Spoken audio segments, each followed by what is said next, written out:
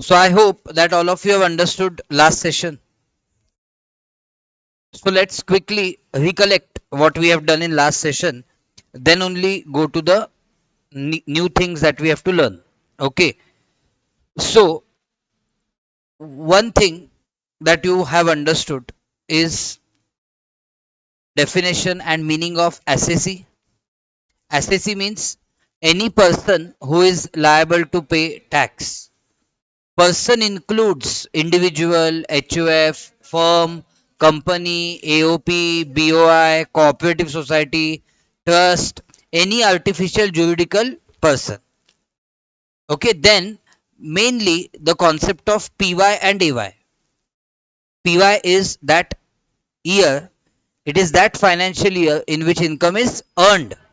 And assessment year is that year in which income is assessed to tax. It is the year immediately succeeding the PY. So PY applicable for our exams. Our exams means I am talking about those who are giving May 24 slash of course November 24. For them it will be PY 23-24, that is AY 24-25. Agreed, all these things are absolutely clear. Okay, even though we are talking about PY AY, it's not that tax is paid completely in the AY. Some tax can be paid in the PY itself for the PY in the form of advance tax and in the form of TDS. Okay, and in the form of TCS. You have learnt about TDS, TCS to some extent while doing GST. TDS means tax deducted at source, TCS means tax collected at source. Okay, so TDS, TCS are not separate taxes. TDS, TCS are mode of collecting tax, mode of paying tax.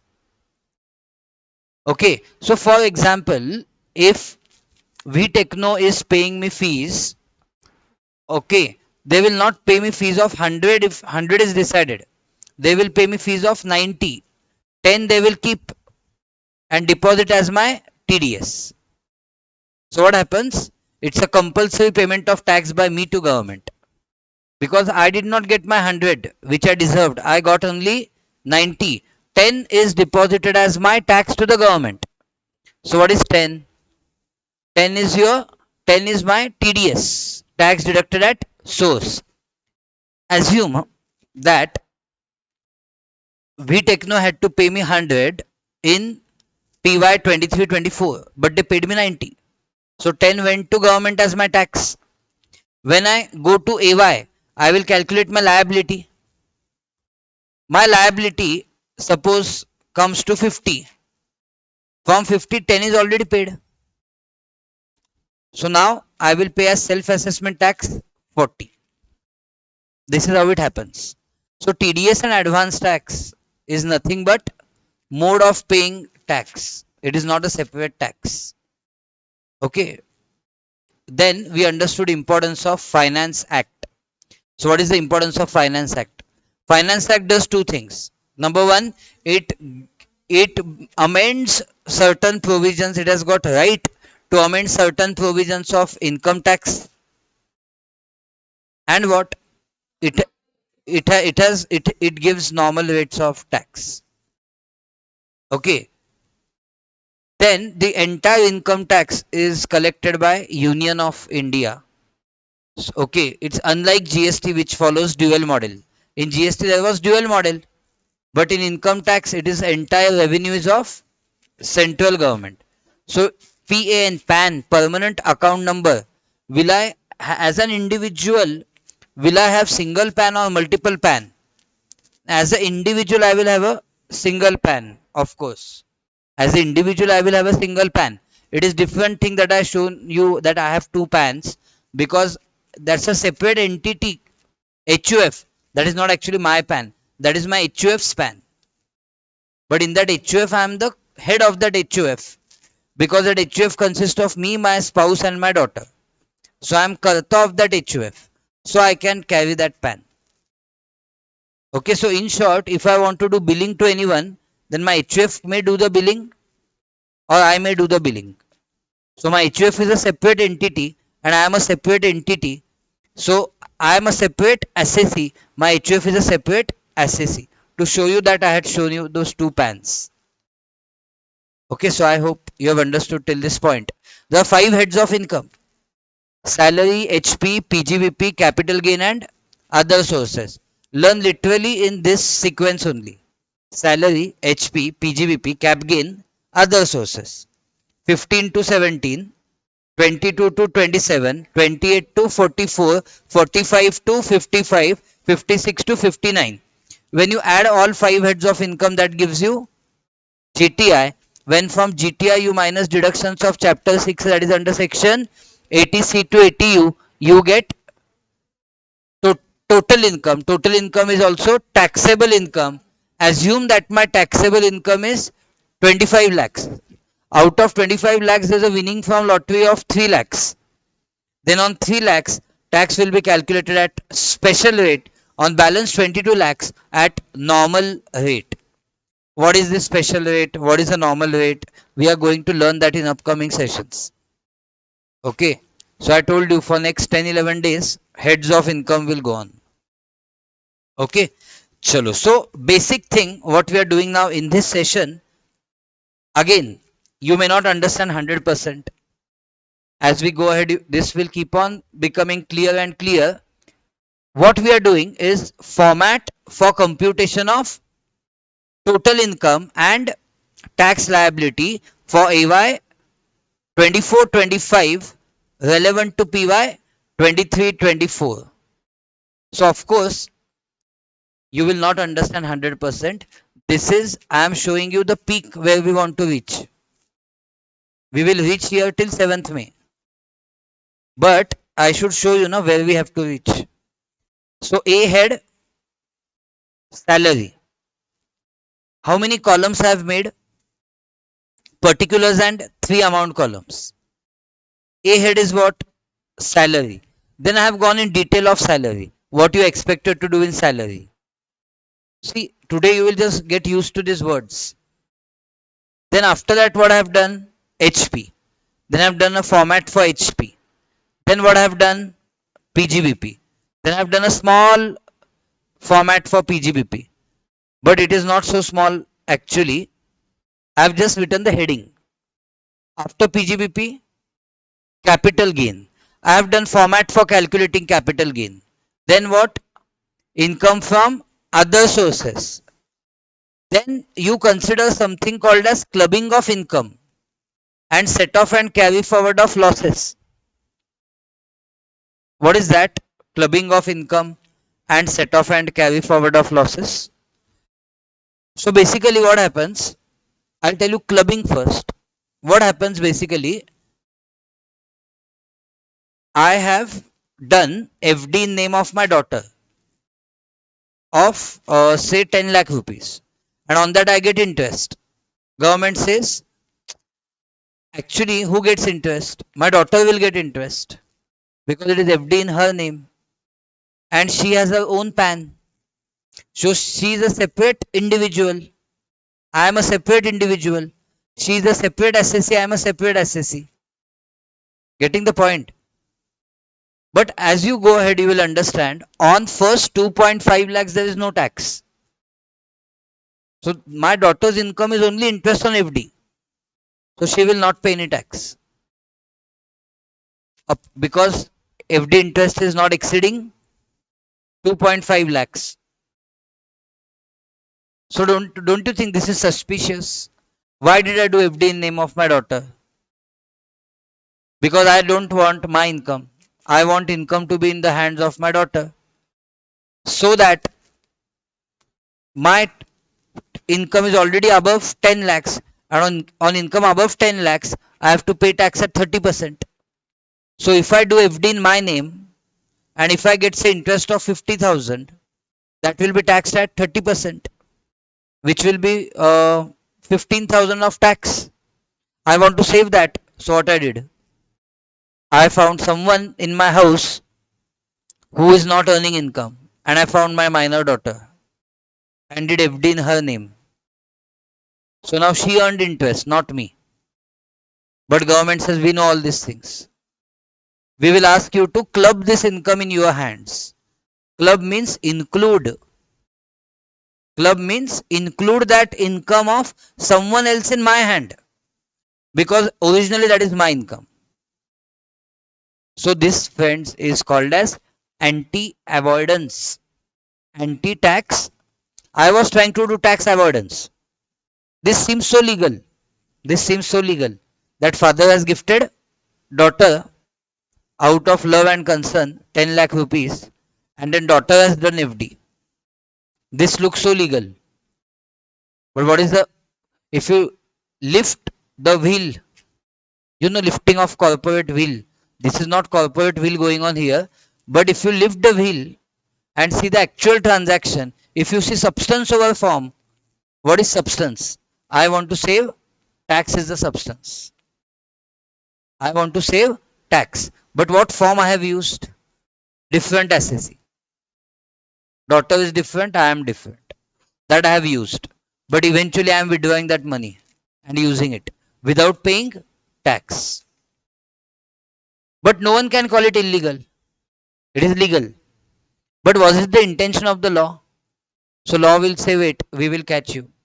We will club income of minor in hands of that parent whosoever income is greater before such clubbing. Do more FDs now. Income will get clubbed in either my hands or in hands of my spouse. Whosoever income is greater in their hands, income will get clubbed. So there is no use of doing such FDs just to save the tax. So friends, I was trying to do avoidance of tax. Government said we will put a provision of anti-tax avoidance. So, Income Tax Act would have been a very small act. We wouldn't have taken, we have kept about 100 hours for income tax. For GST, we kept 60. For income tax, we are keeping about 100 hours. Why? Because many provisions in the act are anti-tax avoidance. See, human mind is so, like, we will try to save now always. Why we will like to give? We will like to save. That is in our genes. We will try to save so that we can enjoy more. So this has been happening from 1961 till date. That government is making some law and SSC is trying to avoid tax by interpreting the law in his favor and by finding loopholes in the law. By finding loopholes in the law. So if this time SSC finds loophole, next time income tax will come with amendment. Getting it? That's why the law has piled up. I was about to show you something, right? If I go to income tax website, okay, if I go to income tax website, let me see, is it properly visible? Here also it's properly visible, right? See, first of all, login is also possible. But without login also, what you can do, you can go to, check, I'll directly show you.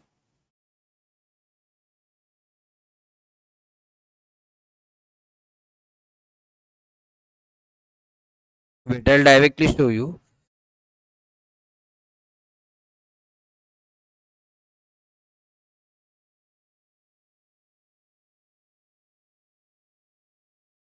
I want to go to,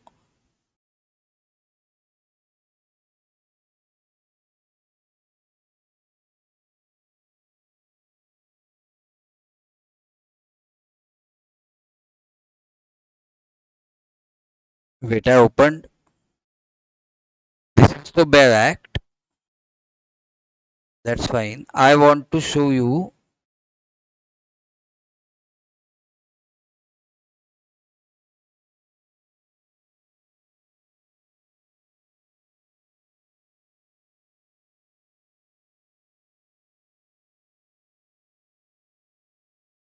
Wait, where is that exact?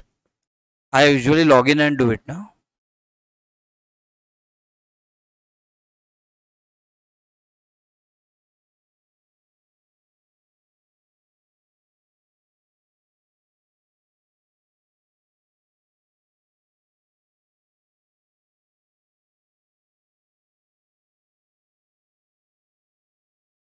See this. Can you see Income Tax Act 1961? This is directly government's website that I am showing you. Choose Act, Income Tax Act. Suppose, as amended by, can you see this? As amended by Finance Act. So this is what I was trying to tell you. Suppose I go to Income Tax Act. We want as amended by 23. Getting it? So this way see history. We can see history of Income Tax Act. As amended by, see, it goes till what date? 61. Getting it? So if I say as amended by 23, it's not necessary that every year every section will be amended. Getting it? So suppose as amended by 23. Now suppose section number 15. What should come in section 15? Salaries. Salaries, charging section. Search. See. Salaries. Can you see? Salaries. 15. If I open 15, see. This way. So this way you can also do the search. Without logging in also you can do the search.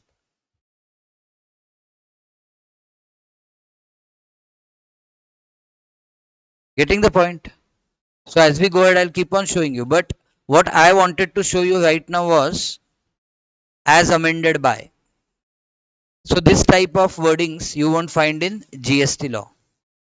But in income tax, yes, they will have right to amend the original act. So through original act, changes will keep on happening by way of Finance Act. Okay. Now, so clubbing, did you understand? That is the basic idea of clubbing. That someone else's income can get taxed in my hands. Someone else's income can get clubbed in hands of the assessee. So income which does not legally belong to assessee can get clubbed in the hands of assessee. That is clubbing. And set off and carry forward, set off of losses. What is set off of loss? In income tax, you are happy when your income is less. Understood, na? Because we are talking about taxable income. When taxable income is less, you will be happy. And when there is a loss, you will be dancing. Because loss means actually, see, loss is not bad. In income tax, loss is good. That's what I want to tell you. In income tax, loss is the best thing that can happen. Okay. Rationally, I'm saying it. In income tax, loss is best thing that can happen. How? Let me explain you. You have taken one house and that house you have taken on loan and you are paying interest now. What you are paying on the loan? Interest. That interest is allowed as deduction. But you are staying in that house. So you don't get rent of that house because you are yourself staying. So rent is zero. But you are paying interest. Say of 2 lakh rupees in a year you are paying interest. So you get deduction of 2 lakhs. From what? From zero. So 0 minus 2 lakhs. What is your income? Income is minus 2 lakhs. Congratulations. If income is minus 2 lakh, that means there's a loss of HP of 2 lakhs. If your salary income is 20 lakhs, from that positive 20 lakhs, you can minus this 2 lakh. So your taxable income will be 18 lakhs. This process is called as set off. What did you set off? Loss. Against what? Profit. Against income. So best thing about income tax act is income includes loss. So when I say income from HP, it is slash in bracket loss. When I say PGBP, it also means loss. It's not only profits and gains from business provision. Profit can include loss also. And when I say capital gains, there can be loss also. Only in salaries there cannot be loss. Because salaries deduction is only 50,000. That is also up to 50. Anyway, so every head can have loss except salary. And that loss can be set off. After setting off that loss, what will you get? GTI. So see, what you learnt in last session, I am modifying that. Salary plus HP plus PGBP plus cap gain plus IFOS after considering provisions of set off of loss and clubbing of income, what you get is called as gross total income. From gross total income, take deductions of chapter 6A. What you get will be called as total income. That's it. This total income will be rounded off to nearest of 10 under section 288A. Total income will be rounded off. Means if you have total income of 15,25,386, so it will be done as 390. It will be rounded off to nearest of 10. Nearest 10. If it was 384, 380. 5 and more than 5 to next 10. Okay, so now what you will get? Total income. Now you will get total income. So do till total income. I'll give you 5 minutes. Not 5. 5 is unreasonable. I'll give you 15 minutes. I will also be with you. Step by step I will tell you. Let's complete this format. Give the heading on fresh page in your provisions and concepts notebook. Yes, those who are watching only income tax recorded, they don't know that you have to maintain two notebooks, one for provisions and concepts, one for practice problems. So this will go in your provisions and concepts notebook. Format for computation of total income and tax liability for AY 24-25 relevant to PY 23-24. Friends, doing particulars and three amount columns. Compulsorily, three amount columns. Once in my articleship, my boss had not accepted my working. Working was correct. Only because I had not made three columns. Not accepted means he had torn the pages and thrown it away. Okay. So please understand the importance. That is the takeaway. Understand importance of formatting.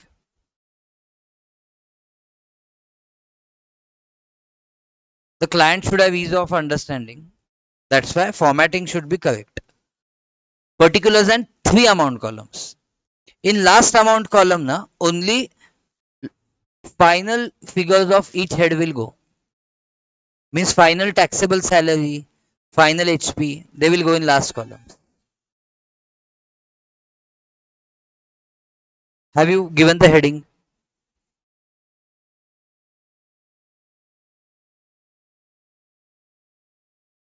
Shall I scroll down?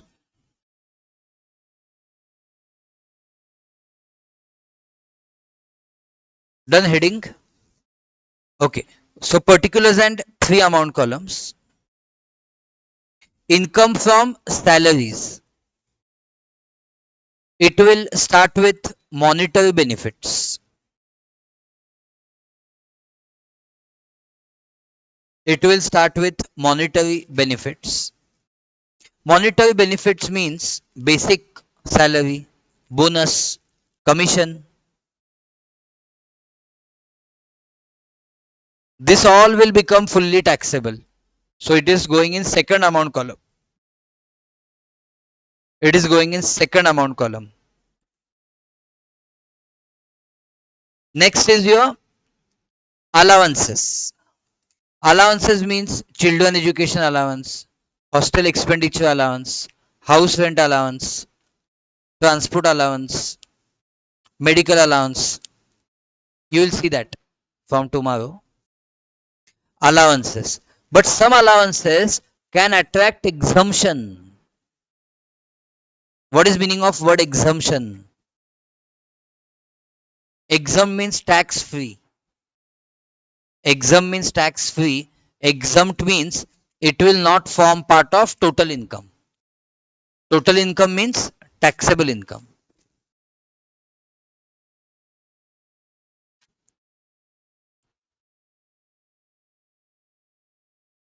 Acha, all of you know difference between non-taxable, exempt, and you know this difference because I told you while doing GST. Exempt means which, yes, very good, tax free. Exempt means tax free. Means on which law is applicable, but for time being it is kept out. It is exempt. Non-taxable means on which law itself is not applicable, is non-taxable. So here I am talking about exemption for allowance. Write allowances in first column, take exemptions in bracket in first column, taxable figure will go in second column. Follow this. Taxable figure is going in second column. Perks. Next perks. Perquisites. Perquisites means what? Non-monetary benefits like accommodation is given by employer to employee or any type of benefit. Interest free loan is given or any vehicle is given for use or some furniture is given for use. This is all what? Perquisites.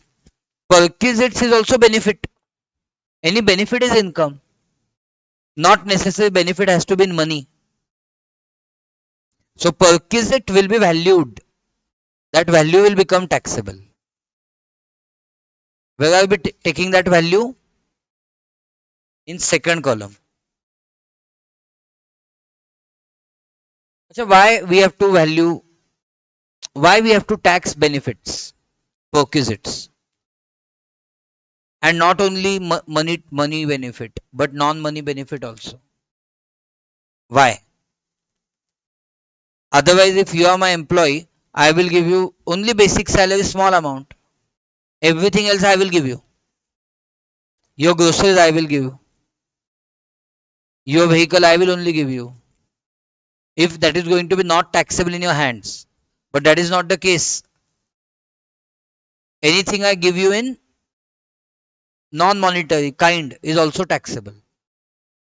That is the income only, no? GST, in GST also you have seen that. What is accessible value? Transaction value. Price actually paid or payable. But transaction value, to take TV as AV, you have seen that price should be sole consideration. If not, then you cannot take TV as AV. Means you have to add value of something which is non-monetary. So basically, consideration is not always in money. That's what I want to tell you. Consideration can be non-monetary also. Suppose employer gives jewelry to employee, then gold jewelry to employee, then it should be taxed. Why is he getting jewelry? Because he is employed with this employer. So why is he getting jewelry? Because there exists employer-employee relation. So it will get taxed under the head salary. Then next, employer's contribution to PF, Provident Fund. PF means Provident Fund. So this is a benefit for the employee. That's why I'm taking it in income. But it has got some exemption. So employer's contribution to PF, you will take in first amount column, less exemption in first amount column in bracket, and take taxable figure in second column. See, PF does a it creates a fund for whose benefit? Employees benefit. But who is giving money in this? Employer. So it's a benefit for employee. That's why we are taxing it. Then interest credited to PF. On this PF amount, on this PF amount, interest will be credited. From this, take exemption and tax amount in the second column. Then what do you have last thing in salary? Before gross taxable salary, the last thing you have is retirement benefits. Retirement benefits means gratuity, pension, leave encashment, such retirement benefits. Of course, you can't expect them to have every year. They will be when employee is leaving the job. So take those retirement benefits in first column, less exemptions, and minus those exemptions, take taxable figure in the second column. Till now we have not touched third column. I hope no one has touched third column. In third column what will happen? The taxable salary directly. Okay. Now the deductions in section 16. 16 means we are still in which section? Salary. Because salary is 15 to 17. 15 is charging section. 16 is deductions. So only three deductions are there. Only three. And small deductions. First one is the most important one. What is that? Standard means uniform. Means it will be same. Even if your salary is 1 crore, this will be 50,000. Even if your salary is 10 lakh, this will be 50,000. This will not change. That is the worst part. Right? That is the worst part, no? Even for CEO of the company, standard deduction is 50,000. Even for security guard, it is 50,000.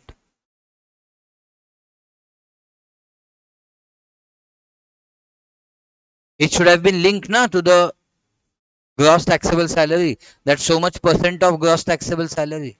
But it is not that way. It is 50,000. So anyways, me shouting will not change the law. Right? But I'm just trying to tell you how the law is framed. It is allowed up to 50,000.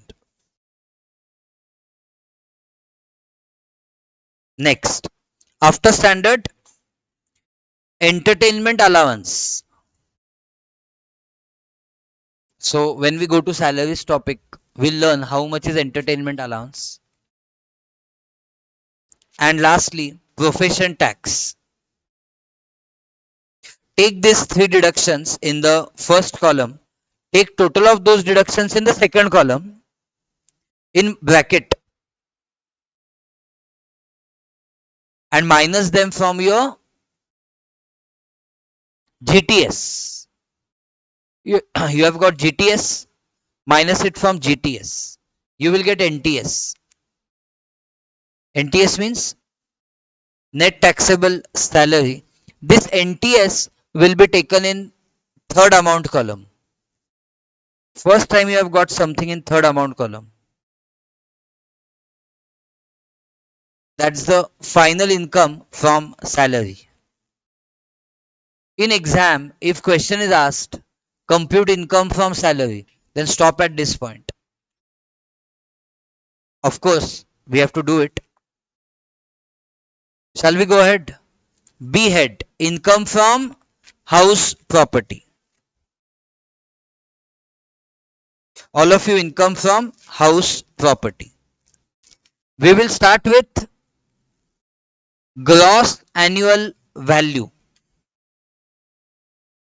GAV. We will start with GAV, gross annual value, in the second amount column.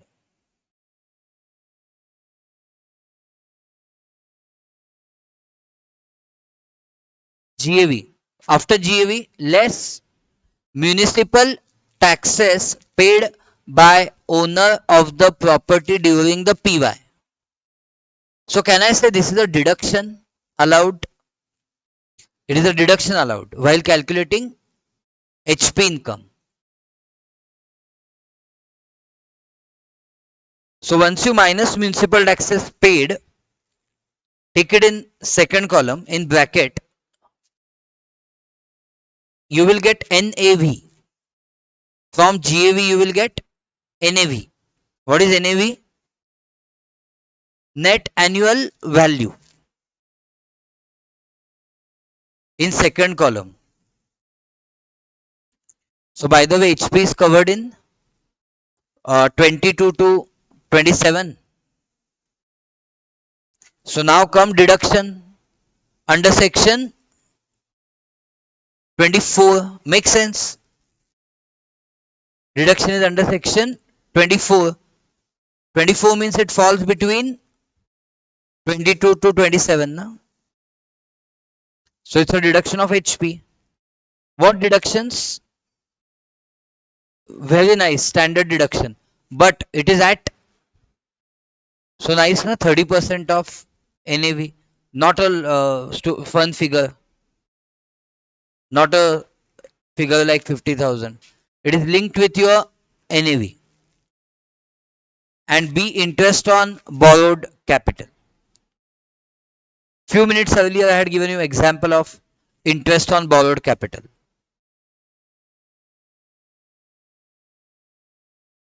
So now what happens?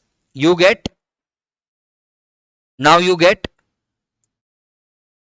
after taking total of deductions, both deductions of 24 in second column, you get therefore net income from house property.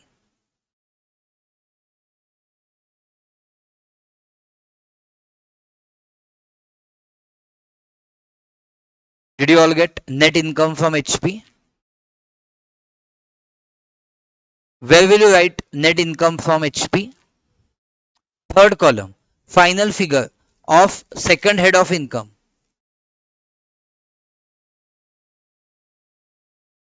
Salary done, HP done.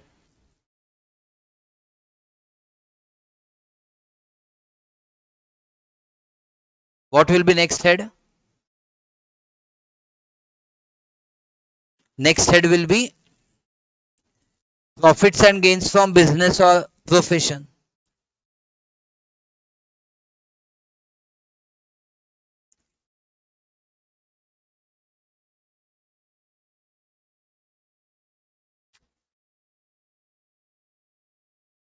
So right now you have got two figures in third column.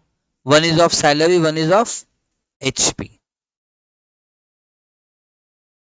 Can I tell you about PGBP now?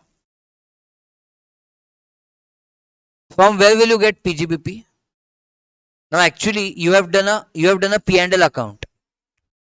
In P&L account you have already calculated NP. Yes or no? Why not take that NP itself? But do you guarantee that you have made that P&L account as required under income tax? You may have debited nonsense items. You may have credited nonsense items. Nonsense means not making sense.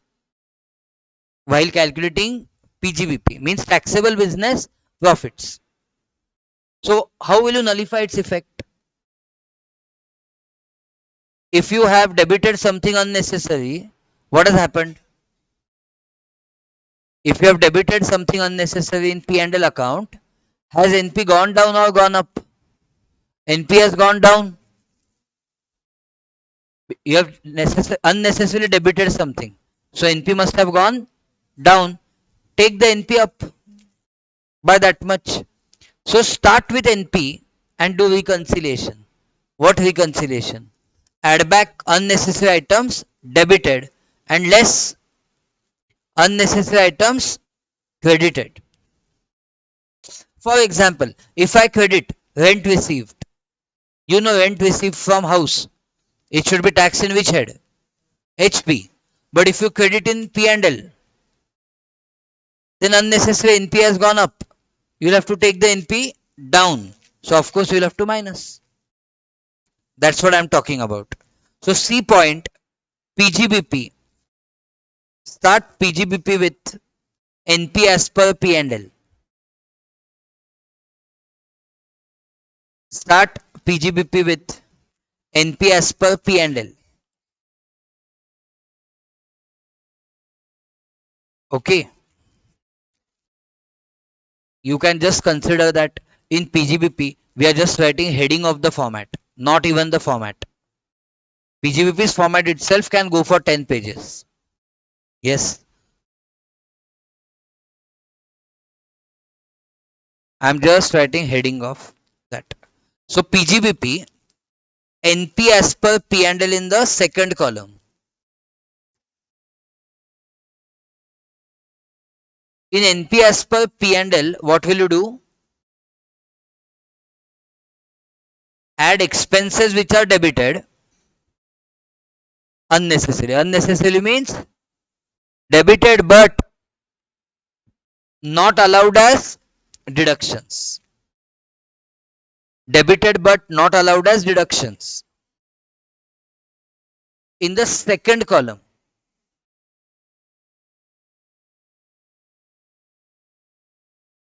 So friends, that gives you subtotal. From subtotal, you minus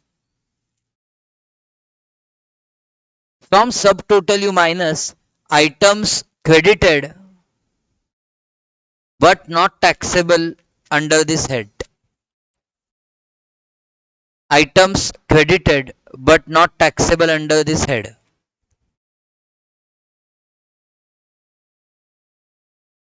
Like HP income, interest on saving, anything that you credit unnecessary, you'll minus. And then what will you get? In which column? PGBP? Third column.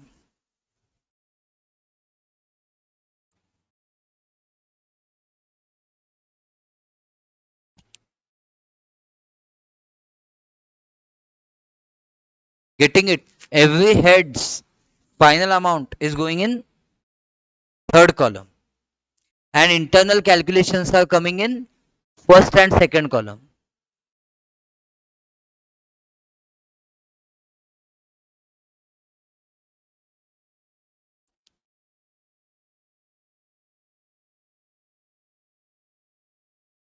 Shall I go ahead? What is next head? Next head is what? Capital gain. Tell me before going to next head that capital gain will be on what transactions? What type of transactions? Few examples could be I am selling a house, capital gain, because I am selling capital asset, property I am selling, or I am selling jewelry, I am selling shares, there will be capital gains. So ideally, what amount should be taxed? Sale value minus purchase value. That is the profit, na? So that only will be taxed, but see the format. Observe the format. So D, capital gains. Full value of consideration means what? Sale price. Less expenditure on transfer. To sell a house, I may have appointed a broker, agent. So to that agent, I may have to pay commission. So don't you think commission is my expense? So I will have to minus that. So that I will deduct. Net sale consideration means how much net I earned less cost of acquisition. Cost of acquisition means whatever asset I have sold for what amount I had purchased it. That is cost of acquisition. And less cost of improvement. What is the meaning of cost of improvement? My friend had purchased house for 80 lakhs, but he has done interior for 20 lakhs. Now when he sells, you should understand the buyer will give a higher amount based on that renovation and interior which he has done. So there is not only a purchase cost, there is cost of renovation also. That is called as cost of improvement. So asset wise that can be different. So that gives you either long term capital gain or short term capital gain. Just copy it like that. Just copy it like that.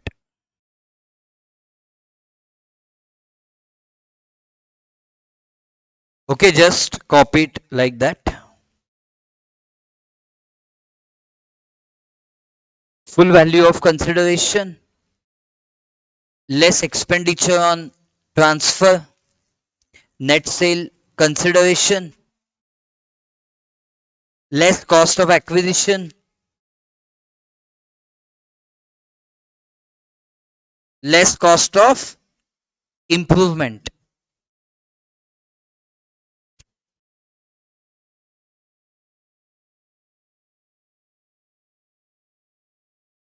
So that will give you long term capital gains or short term capital gains. Long term, short term, what it is, we will discuss.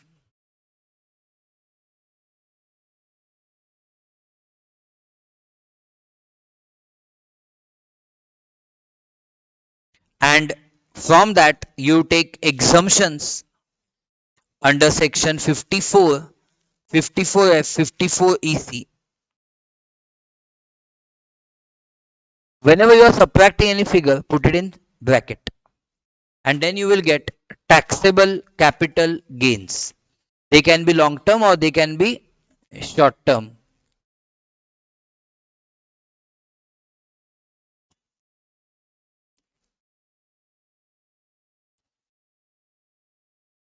And then comes, of course, this taxable capital gains will go in the last column.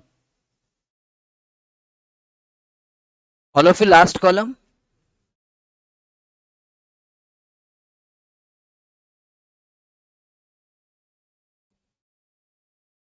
And then income from other sources. Income from other sources. Please take it in last column.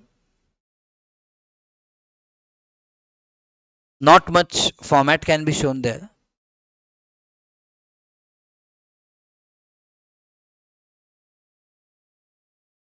Okay, after that, do clubbing of income slash set off carry forward of losses.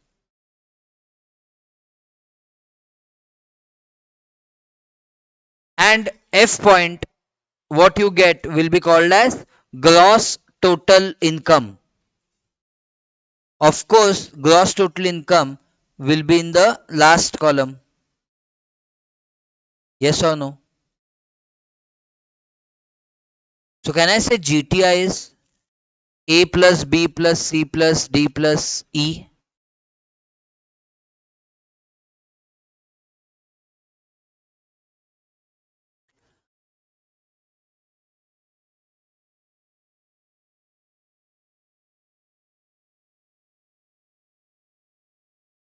Can I say GTI is A plus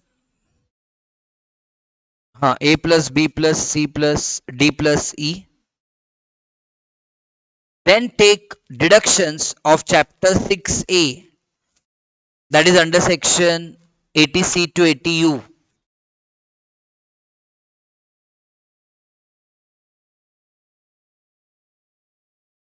So what would be happening after 59? In from 60 onwards, clubbing of income.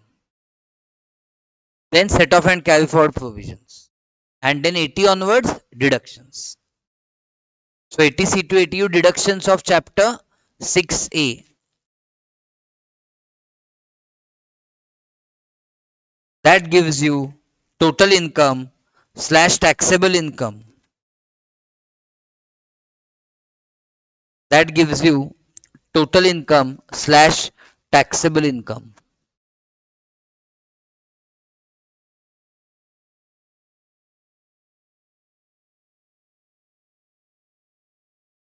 Did you all get total income slash taxable income? In the third column, that will always be rounded off to nearest of 10 under section 288B, 288 capital B.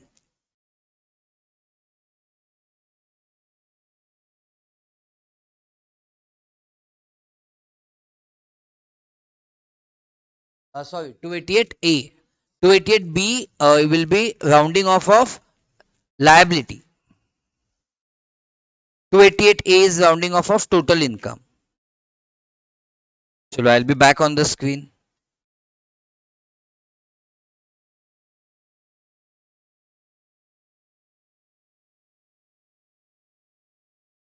Understood all of you?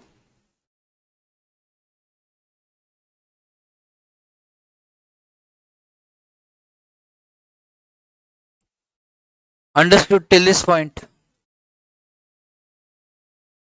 What have you understood? That how to make, in general you have understood that there are 5 heads. When you add 5 heads, you get GTI. When you subtract deductions, you get total income. I want to ask you a question. What is difference between exemption and deduction?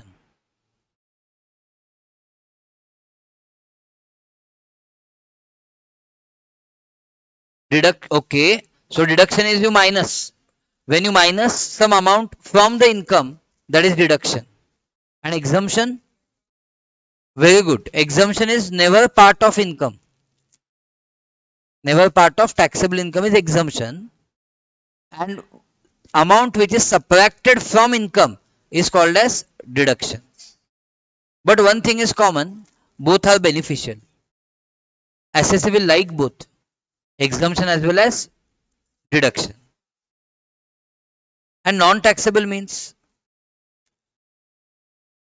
which is out of purview of income tax. Example, a gift from a relative is not taxable. Who is relative and all will discuss. But gift from relative is not taxable. So something which is not taxable, there is no need to see exemption for that. Or I would give you a better example. When you transfer capital asset, it is taxed under capital gains. When you transfer what? Capital asset. But some things are not capital assets. Like rural agricultural land is not capital asset. So when you transfer that, something which is not capital asset, then it cannot be taxed under capital gain. But then which head remains? Other sources. But in other sources, only income is taxed. Income from other sources. And any capital receipt is not income. Unless it is covered in 45 capital gains.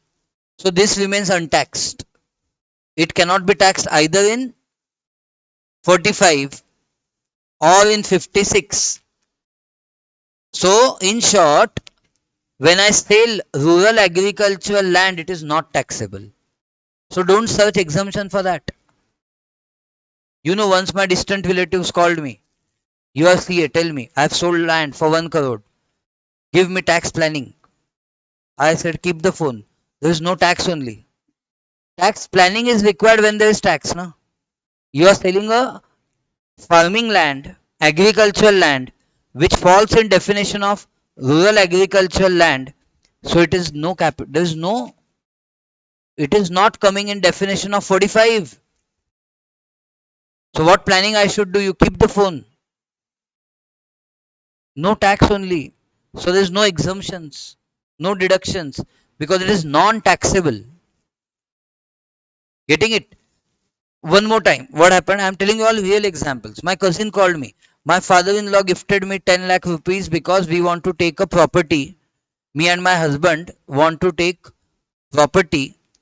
Okay. So it has to be jointly in our names. So my father-in-law gifted me 10 lakhs. Now what is the tax implication? No tax. Gift from relative is not taxable. Getting the point? So this way you have to understand something which is not taxable. Don't search any exemption for that. Okay, got it. And deduction means from the income you get facility of subtracting. From the income you get facility of subtracting is called as deduction. Okay. Now, please hold your breath because on total income, what is to be done now? You have to calculate tax. I have seen every student of November has got confused at some point of time. How will I calculate tax? Not because he does not know slabs, but because government has done something. Law is saying something for the first time. See what happened, Let's understand history. Then we'll go to this. Few years back, government thought, let us do something for the SSCs. Let us do something good for the SSCs. I don't know. Let us do something good or exhibit good. I don't know. There's a thin line of difference. So they said we will have some alternative tax regime. Regime means methodology. Alternative tax regime to calculate the tax. So in short, there were basic main provisions of calculating income tax and there was alternative tax regime introduced say 3 years back. Getting it? Now what happened, There were two methods. Normal and alternative. In alternative, rate of tax was less. So which one will you select? If option is given alternative. But it was not like that. Rate of tax was less, but income to be declared was high because some deductions were disallowed. So now which one will you select? You will calculate income under both and select which is most beneficial. Wherever tax liability is less. So this happened. This happened for 3 years. Now in 2023 Finance Act, which is applicable for your exam, government said alternative will become default. Again, government said alternative will become default and whatever was main, will have to select that. If you don't want default, you'll have to select that. Means earlier, what is the name of the regime earlier? Alternative tax regime was the name. Now alternative has become main and main has become if you don't want default, you will go for old. Let's call old new. Alternative first was new. All because alternative tax regime was newly introduced. So alternative was, let's call alternative as new. So there was a competition between old and new. And if your liability in new was less, you would have selected new. Past. This I am telling you history. Now today what is the situation? Today's situation is government says we don't want old anymore. But we can't immediately phase out old. We will have to give some time. But slowly we want to phase out. So by virtue of Finance Act 23, what have they done? What was alternative? They are now calling it as Alternative is now called as default. Alternative is now default. Default means in morning, in morning you bath. That is a default routine, most of you, right? That is a default, right? That is default means as a habit, by routine what you do. So what is default now? 115 BAC. 115 BAC means alternative is now default. And if you are not happy with default, what will you do? You will go with old. So option of old continues. Again, what I said, option of old continues. So to sum up, can I say that right now there are two regimes existing. One is default, which is 115 BAC, which was earlier alternative. And another is regular. Why regular I am calling it? Because I have been using it from so many years. I am calling it as regular. So again I have got a option. I can go for default or I can go for regular. Okay. So see, understand first. Understand. What I have written in default. Rate of tax is comparatively lower, but what is not allowed? Many of deductions and exemptions are not allowed. So which exactly are not allowed, I will tell you step by step. But first understand overview. And what is about regular? Rates of tax are high as compared to 115 BAC, but all deductions and exemptions are allowed. So traditional person like me will go for old. Why? Because for many years I've been going for old. Why? Because I have started doing investments in LIC, PPF. So I'm used to taking deduction of 80C to 80U. But a youngster like you who will just now start earning, I'm also young. But youngster like you comparatively who will now start earning may select 115 BAC. You, if you don't want to do any investments and don't want to save any money by investing in way government wants you to invest, then you can go for 115 BAC, because anyways you have not invested. So anyways you are not eligible for any deductions. Okay, so you'll understand step by step. Clear? So can you take this? Acha, and by the way, default regime, regular provisions, these are all for paying normal rates of tax, not for special. For special, special means winning from lottery and such incomes. Special rates come from Act. They will continue. This is for what? Normal rates. Huh? And this is for individuals. I told you, your focus is on individuals. So on the total income, you are now calculating tax. On total income, you are calculating tax, especially considering for individuals. There are two possibilities. One is default regime. Default regime, which was earlier alternative tax regime, which is under section 115 BAC. 115 BAC, amended by Income Finance Act 23. 115 BAC of Income Tax Act, amended by Finance Act 23. So guys, if you see 115 BAC as amended by 22, it is different. And as amended by 23, it is different. Why I'm telling you in so much depth? Because when you start your practice or when you have to interpret this, then you have to understand all these things. Today, so I can give you everything in one notebook. But what after you clear, you will pass also. That anyways you are going to pass. I have no doubt in that. Really zero doubt I have.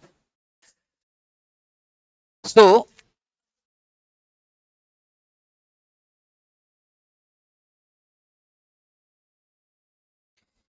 default regime and regular provisions. What is the analysis of default regime? That rate of tax is comparatively lower, but many of the deductions exemptions are not allowed. I have put question mark because which deductions exemptions are not allowed I have not told you yet. That's why I have put a question mark. And in the regular provisions, rate of tax in the regular provisions, rate of tax are higher as compared to in 115 BAC, but all deductions and exemptions are allowed.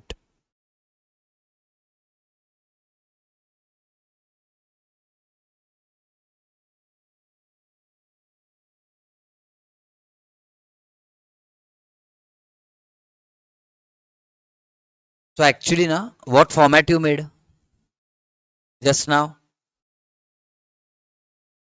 That was for regular provisions. I hope you understood. That format was for regular provisions. 80C to 80U deductions we have taken na? So that was for regular provisions.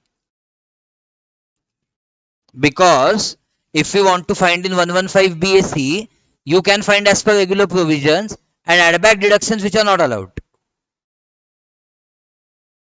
Okay. Yes. Done with this too. Today we will have to pick up one of the two regimes and learn rates of tax.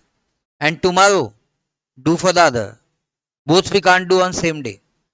All slabs will get mixed in your mind. Eventually we'll analyze. But today we'll do one of the two. So which one we will do today? Default. Default will become main now. So we should do default now. Default means 115 BAC. See, for individuals, whichever is the regime, the rate of tax is as per slab. Understand? You will be surprised to know how it is taxed, how taxation happens for individuals. It is as per what? Slab. Slab means, see, understand. Instead of me telling you, check. You'll understand.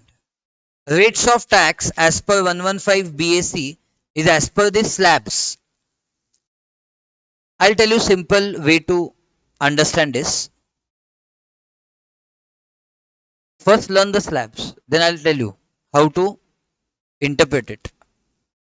0 to 3, 3 to 6, 6 to 9, 9 to 12, 12 to 15, above 15. So what's happening? 3 lakhs ka difference. The 3 lakhs difference. All of you 3 lakhs difference. 0 to 3, 3 to 6, 6 to 9, 9 to 12, 12 to 15, above 15. Left hand side is clear. Now right hand side. Don't say 5. 0. It starts with 0. Otherwise everything will go wrong. So actually 0 to 3 is 0. 3 to 6 is 5, 10, 15, 20, 30.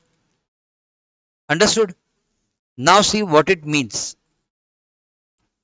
If my income is if my income is 6 lakhs, then what will happen?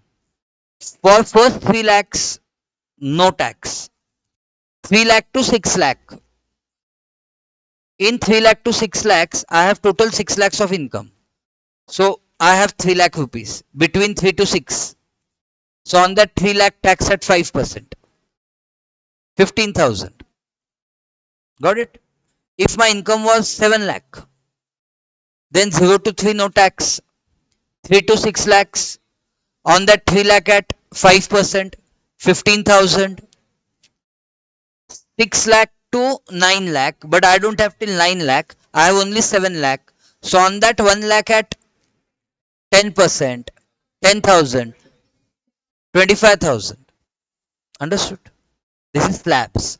If my income was 16 lakhs, 1 6, 16 lakhs, then 0 to 3 no tax, 3 to 6, 3 to 6 at 5%, 15,000, 6 to 9,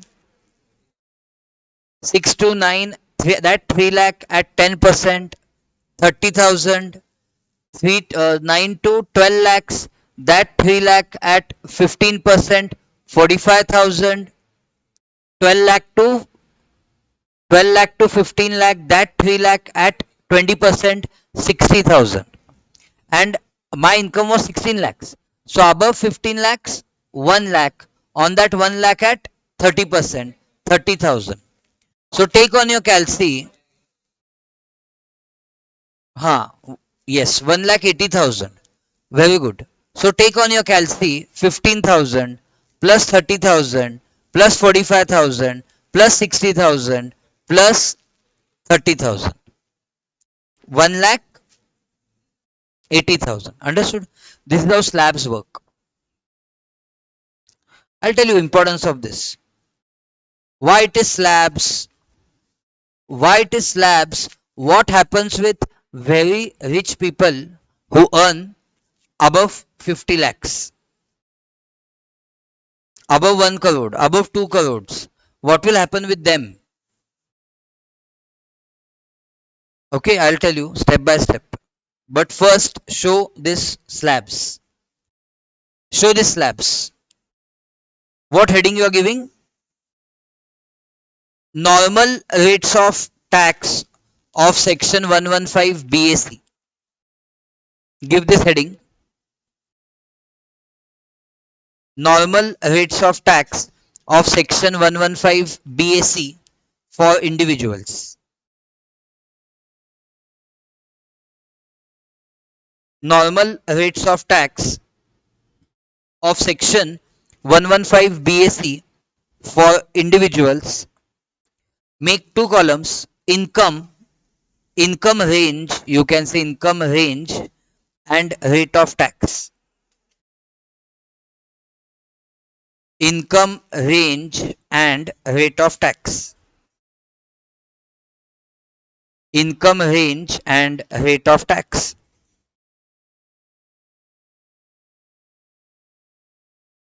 Never forget it.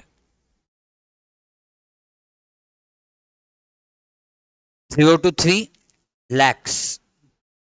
Whatever income falls between 0 to 3 lakhs, no tax. Income between 3 lakh to 6 lakhs, 5%. So friends, as per Finance Act 22, these slabs were different. I don't want to tell you now. What will you do knowing that? They were different. So that is what Finance Act can do. It can change. So this is very fresh. For the first time, they will ask you in May 24.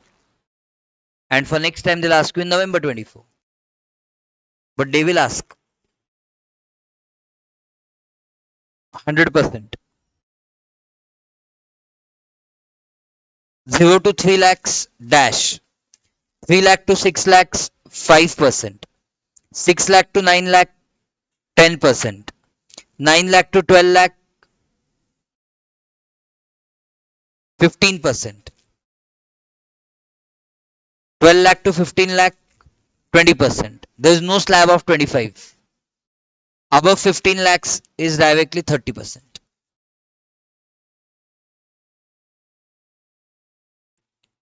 Shall we? Go ahead. Did you understand? Example, on 13 lakhs calculate and show. Whatever we had done, multiple examples verbally we have solved. Show calculation on 13 lakh rupees of total income. Done na? Can we do on total income of 13 lakhs? Only new point for you will be there is always an health and education cess at 4% on tax. That will be new for you.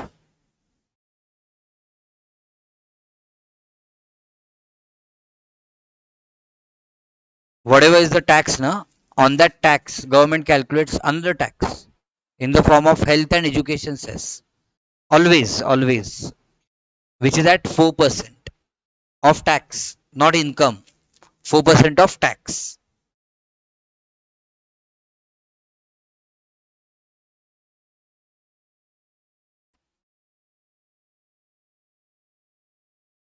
0 to 3 lakhs, obviously no tax. 3 lakh to 6 lakhs, in that bracket, there is a 3 lakh rupees of income. On that 3 lakh, we computed at 5%. Between 6 lakh to 9 lakh bracket, there is this 3 lakh. On that 3 lakh, you calculated at 10%. Between 9 to 12 lakh, there is 3 lakh. On that, you calculated at 15%.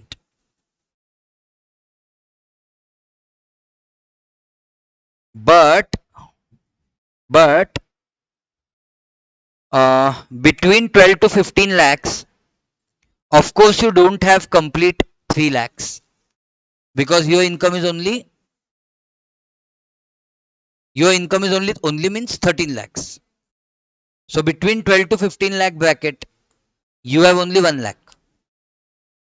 So on that 1 lakh, you are calculating at 20%. Understand and do. Compulsorily carry calculators, all of you, and use also. And then you will get total. Add health and education cess at 4%, and you will get the tax liability.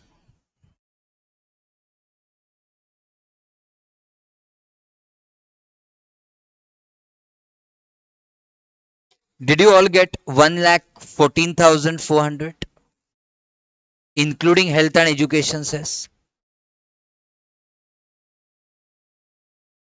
Please, any doubt, please ask me.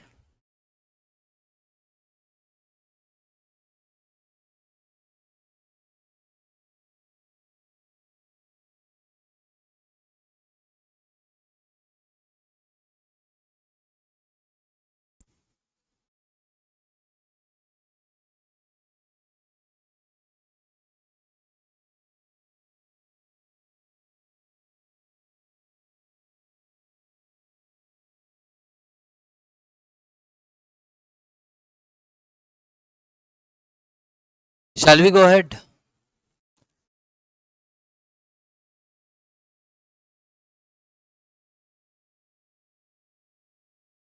Followed? All of you? All of you reach till total tax liability.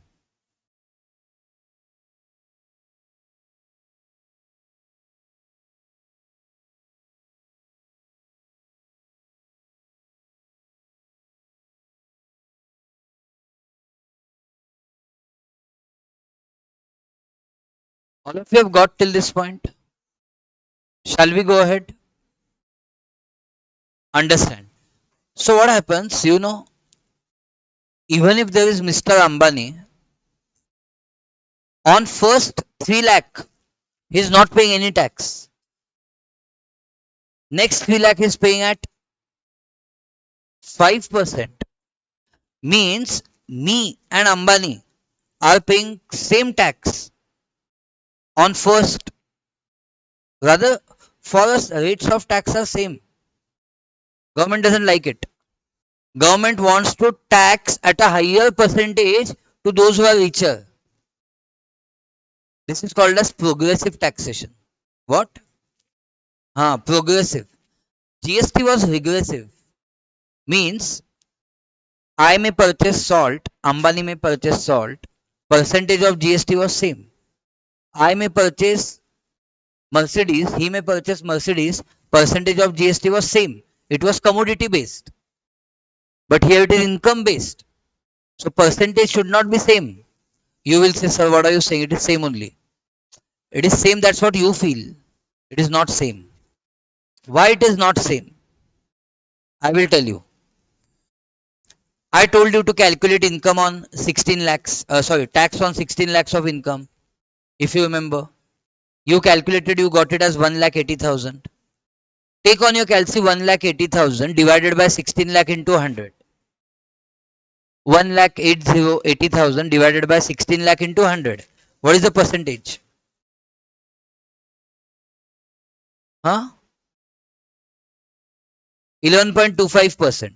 So my neighbor was earning 16 lakhs. He paid tax at 11.25% effectively. Out of his 100, he paid 11.25 tax. And how much I paid? Suppose my income was 13 lakhs. So forget cess, before cess, how much I paid? Calculate 1 lakh 10,000 upon 13 lakh into 100. 8 point. Did you understand? 8 point. My neighbor was earning 16 lakhs. He was paying at 11.25%. I am earning 13 lakhs. I am paying. So did you understand? Rate of tax are customized. Rates of tax are never same for two individuals. If their incomes are different, higher the income, higher is the percentage of tax. Higher the income, higher is the percentage of tax effective. That's what I'm telling you. So if Mr. Ambani's income is, suppose not, let's not take Ambani, XYZ person's income is 10 crores, then he will have to pay something called as surcharge, which is tax on tax. So you will ask me why? Answer is to increase his effective percentage of tax further. Because in a society, assume there is a residential complex, one person is living in studio apartment, one is living in 1 BHK, one is living in 2 BHK, one is living in 3 BHK, one is living in villa, and one is living in Antilia.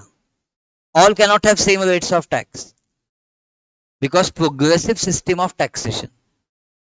Higher your income, we will like to eat higher of that. We will like you to enjoy less. Otherwise, what will happen in society? Already rich are getting richer, poor are getting poorer. So how to bridge this gap? Surcharge. Surcharge is tax on tax, which will increase effective rate of tax. So if your income exceeds 50 lakhs but does not exceed 1 crore, government says you have sufficient money. 50 lakh per annum means more than 4 lakh per month. You are eating well, staying in good house, pay a surcharge of 10% on tax. What tax you calculate? On that add 10%. Pay. Add health and education cess on that. Pay. If your income is exceeding 1 CR but not exceeding 2 CR, surcharge 15%. If your income is exceeding 2 CR, surcharge 25%. Okay. So these are the rates of surcharge. Write this. Surcharge. What is surcharge? It is tax on tax. Logic also have understood. Why? To increase effective rate of tax. So now Government is not unhappy that we charged Ambani also on first 15 lakhs at lower rate. They are not unhappy now because they have calculated surcharge.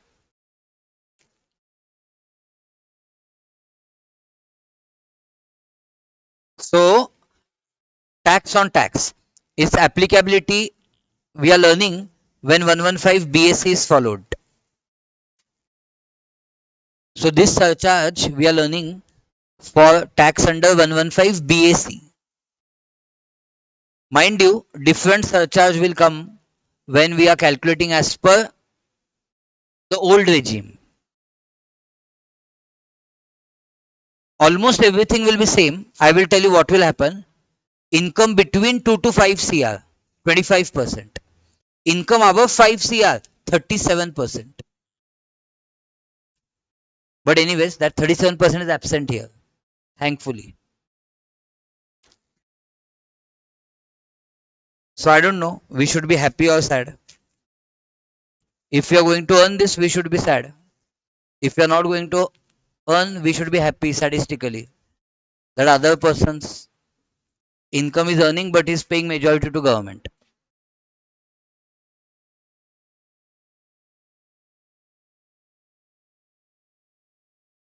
Okay, anyways, as a student, neutrally do it.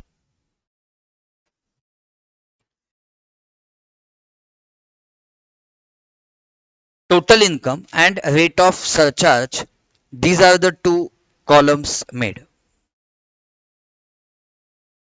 When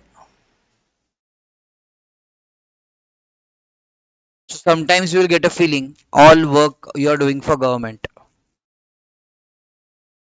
I'll show you the tax rate will go beyond 35-40%, including surcharge. We'll see how.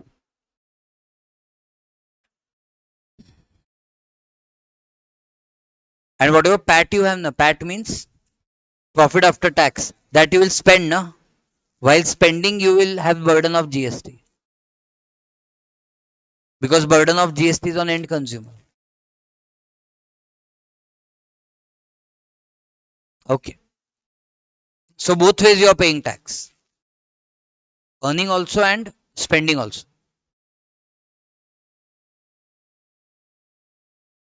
Hard to digest, but that is what is happening in most of the economies, not only India, in most of the economies. Why? Because we are spending so much on defense, right? Our budget goes where? Union budget goes where? Defense. Majority of it.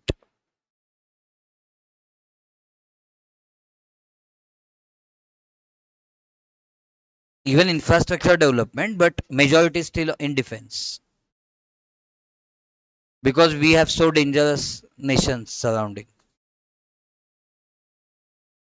That is hard fact,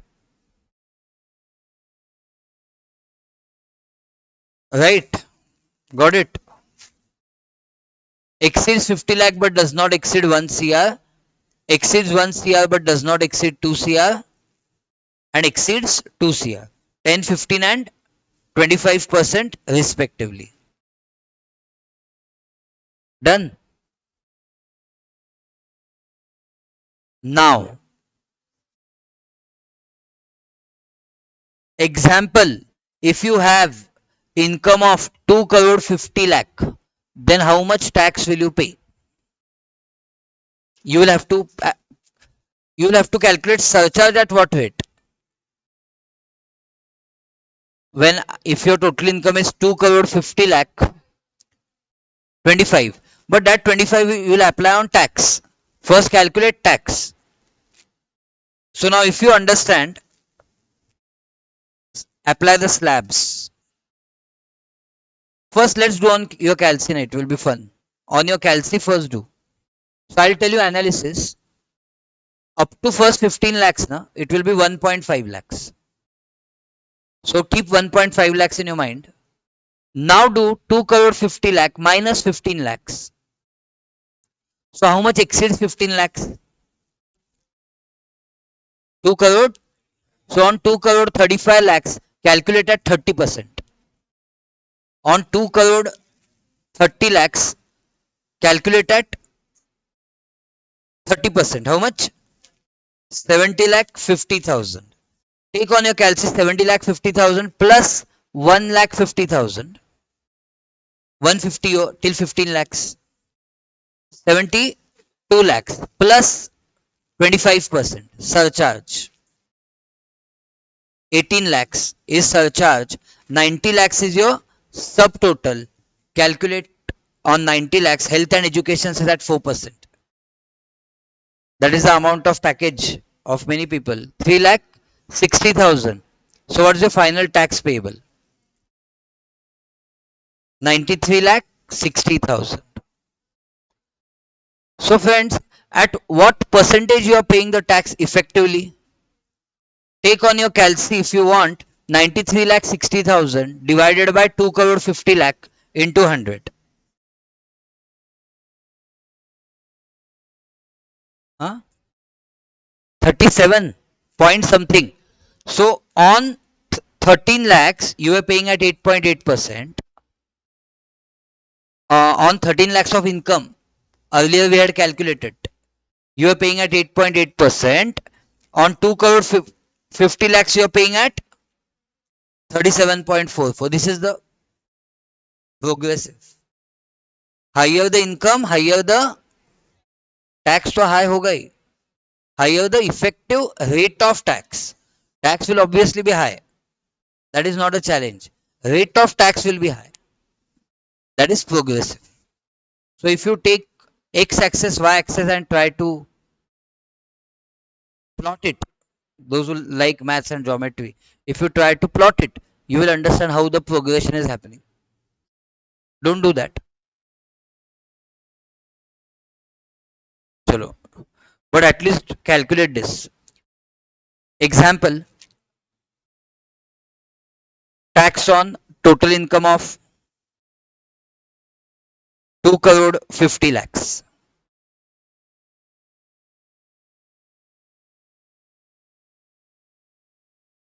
Tax on total income of 2 crore 50 lakhs.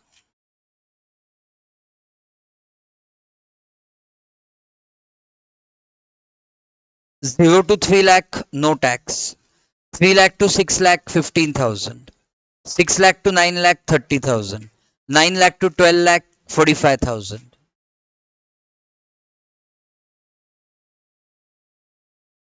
And after today, remember that always on first 15 lakhs, 1 lakh 50,000.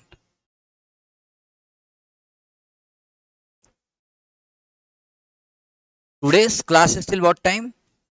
6.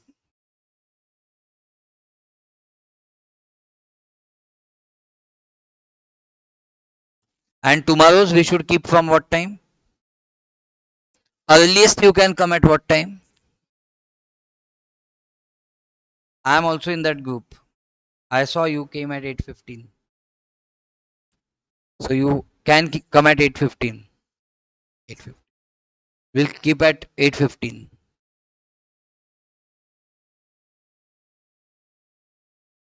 because income tax is going to take time.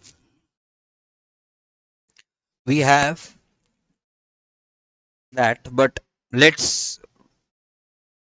So, did you get 12 lakh to 15 lakh 60,000 till that point? Please get above 15 lakhs. Show the working. 2 crore 50 lakh minus 15 lakh into 30%.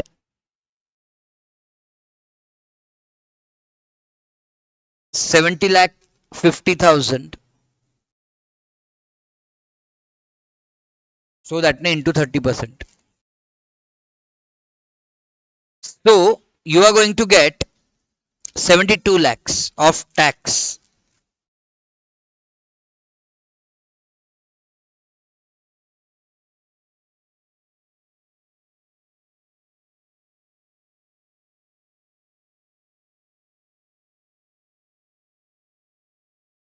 Did you all get 72 lakhs of tax?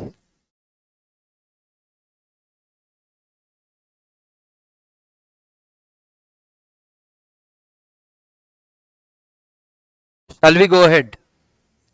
Did you add surcharge at 25%?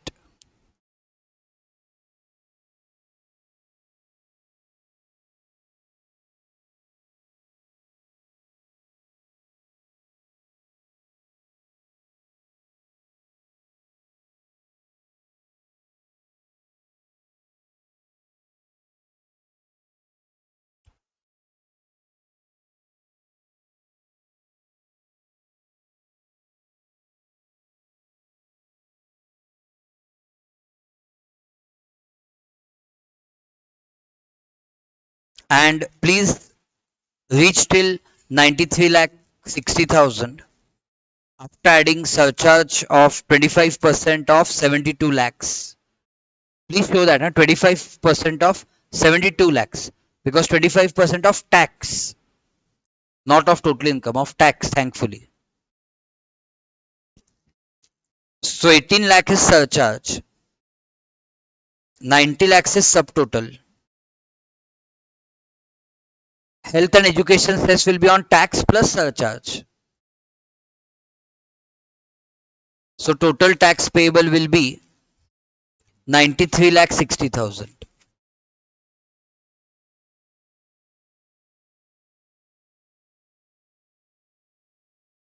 Got it? Now prove that it is progressive tax. How will you prove it is progressive tax? To prove that you will need tax calculation at two figures. So show that on total income of 13 lakhs, tax was 1 lakh 14,400. You have calculated it earlier. So effective rate of tax is 8.8%.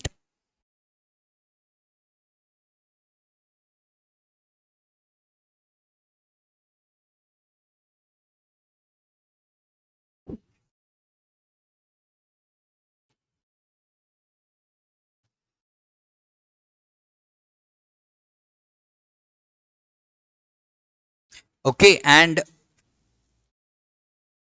tell me once you do this. Done?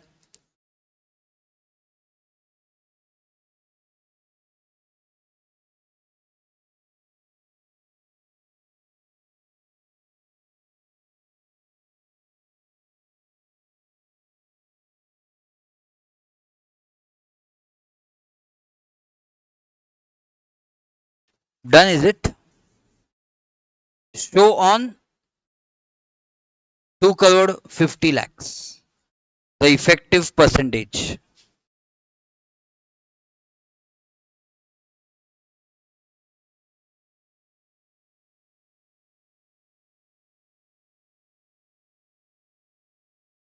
Shall I? Show on 2 crore 50 lakhs the effective percentage.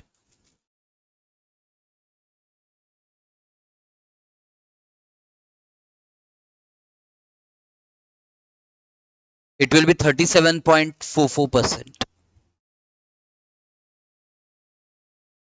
And those who complete that calculate tax on 1 crore 90 lakhs. Start calculating tax on 1 crore 90 lakhs. On 1 crore 90 lakhs, surcharge will be at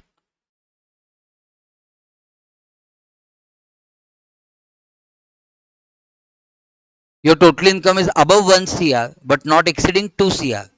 So it will be at 15%.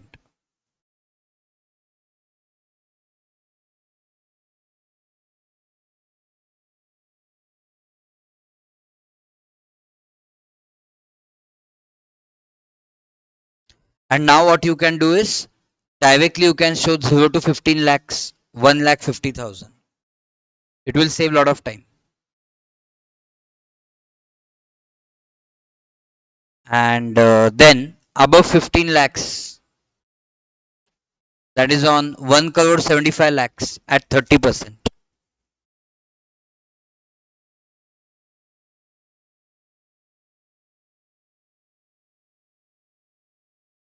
54 lakh should be your tax before surcharge. Add surcharge at 15% of 54 lakhs.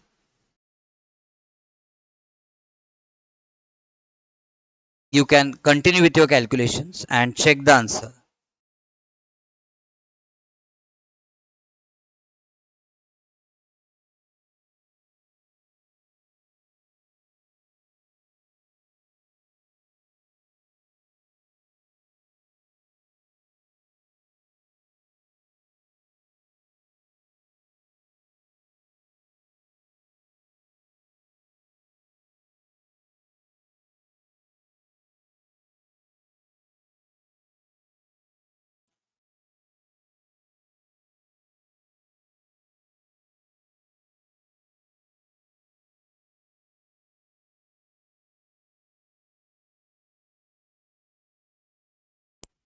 Understood? Got 64 lakh 58,400. If you calculate effective rate of tax for your analysis, it will be lower than 37.44%.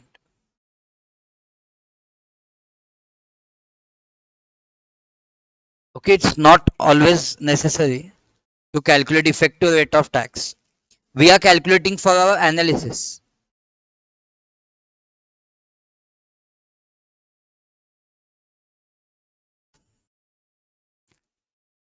Is it 33.99%?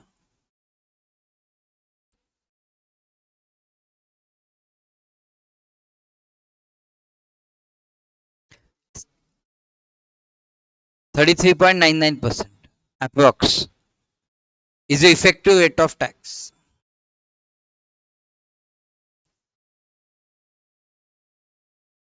So the conclusion is that higher the total income, higher shall be the effective rate of tax. That is called as progressive taxation.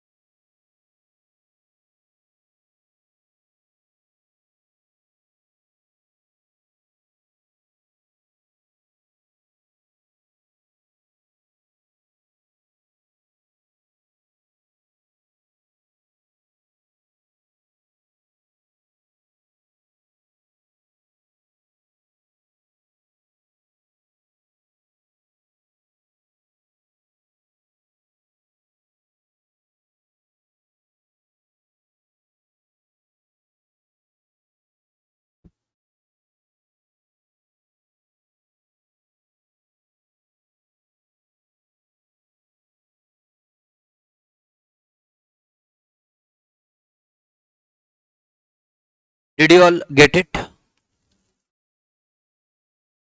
Understood?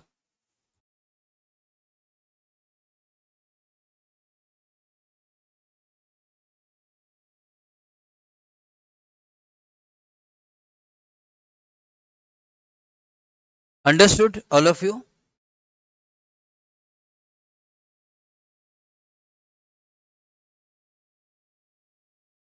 Done, got it? One small problem will happen. Tell me which situation will be problematic. Problem in the sense, if my income is just exceeding 50 lakhs, then I'll have to pay surcharge still. Means my income is 51 lakhs suppose. Why am why surcharge is getting applicable to me? Because it exceeds 50 lakhs. By how much it exceeds 50 lakh? 1 lakh. Because of this 1 lakh, I will have to pay surcharge, which is more than 1 lakh. So you know what? It is better to pay this 1 lakh totally. Because surcharge applicability, because of this 1 lakh, is much higher than this 1 lakh. So government says we do understand this situation. Same can happen when it just exceeds 1 CR. Same can happen when it just exceeds 2 CR. So government says we understand this position. So we are ready to give you some relief in these situations. Yes, this is called as concept of marginal relief. So leave 1 2 lines. Give the heading concept of marginal relief. Concept of marginal relief. Concept of marginal relief under income tax. Concept of marginal relief under income tax.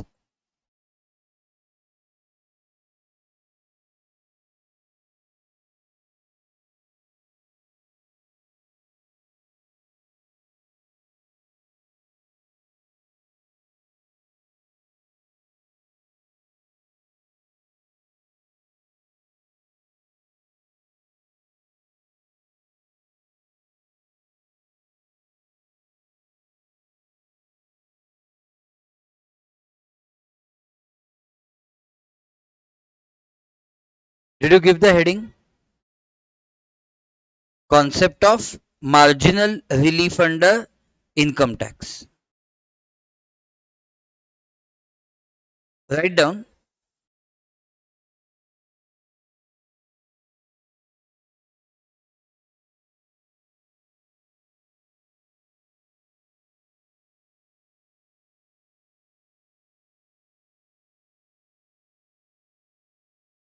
Okay, so write down. Write down in case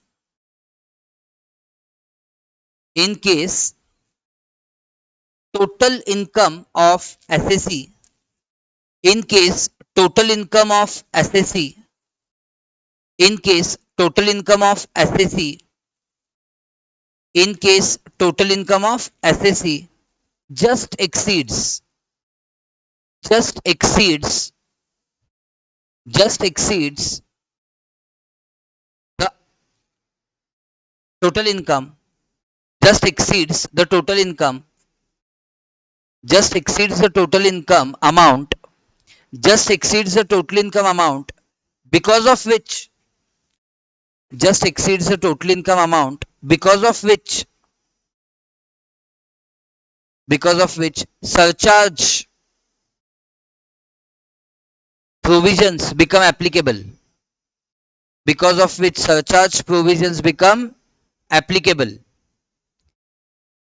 comma, then he shall be allowed, then he shall be allowed some marginal relief, then he shall be allowed some marginal relief, then he shall be allowed some what? Marginal relief while computing the tax liability, while computing the tax liability, while computing the tax liability. Clear? Full stop. Next line.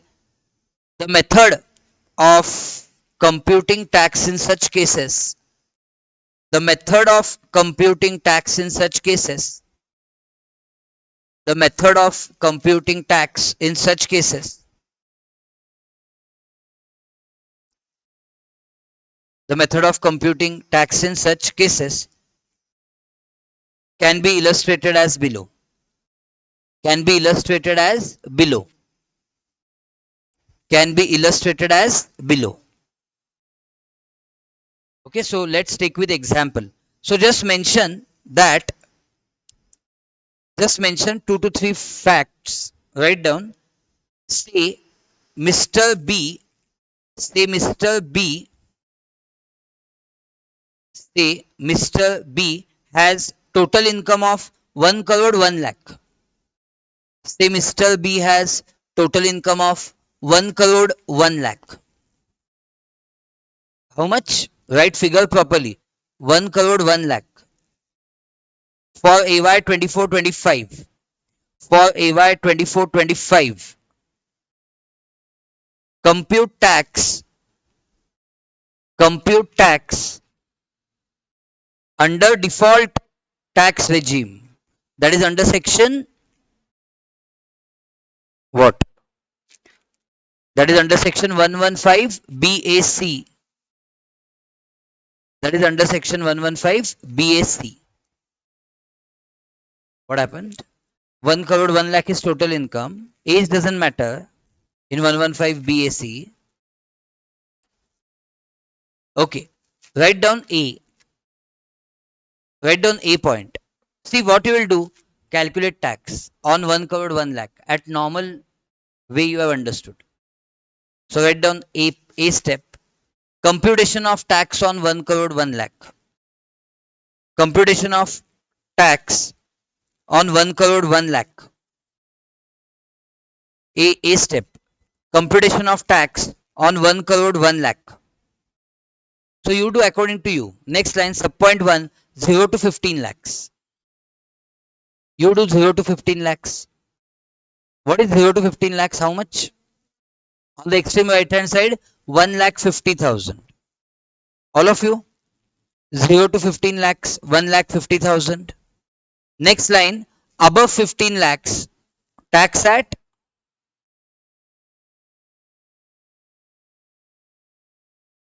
above 15 lakhs tax at 30%. So you will write how much lakhs now? 86, right? 86 lakh into 30%. Please do on your own calculus. Please do on your own calculus. Tell me. 25 lakh 80,000. Please take 25 lakh 80,000. Did you all get 25 lakh 80,000? No? Yes. Take total of 25 lakh 80,000 and 1 lakh 50,000. 27 lakh 30,000. All of you 27 lakh 30,000. What is 27 lakh 30,000? Before surcharge, right? Add surcharge at what? 15%. Why 15%? Total income exceeds 1 crore but does not exceed 2 crores. So please calculate surcharge at 15% of 27 lakh 30,000.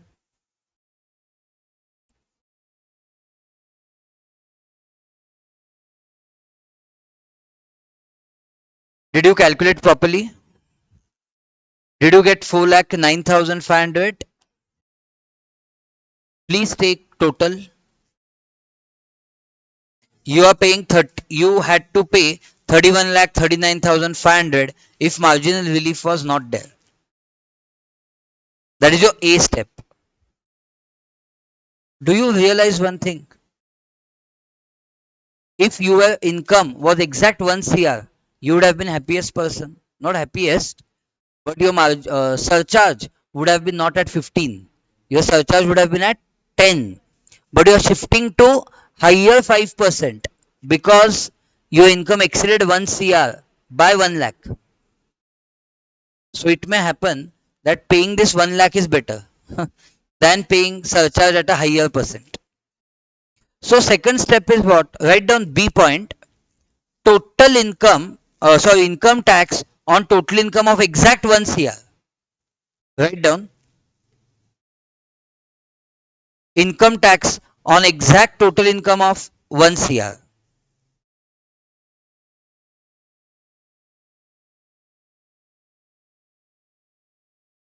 Can you calculate total income on exact 1 CR? Can we calculate on exact 1 CR? Next line, 0 to 15 lakhs. Do that. 0 to 15 lakhs on extreme right hand side. How much you are getting? Of course, 1 lakh 50,000. Next line, above 15 lakhs tax at 30%. So on 85 lakhs at 30%. How much you are getting on 85 lakh at 30%? 25 lakh 50,000. Please take total.